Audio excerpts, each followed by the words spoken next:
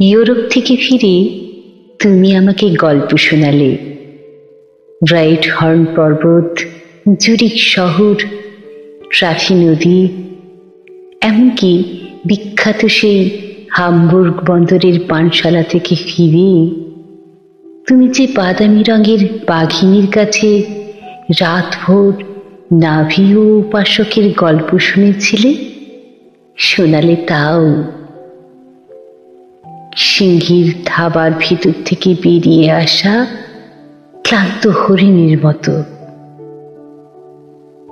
তারপরেও আমি শুনতে চেয়েছিলাম অন্তত একবার আমার নাম ধরে তুমি বলবে, রাইন, আমাকে তোমার মনে পড়েছিল।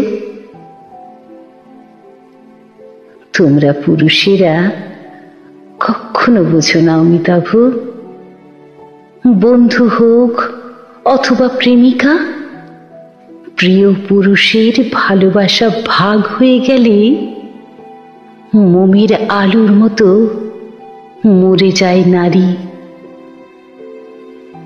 প্রিয় পুরুষের ভালোবাসা ভাগ হয়ে গেলে মোমের আলোর মতো মরে যায় নারী।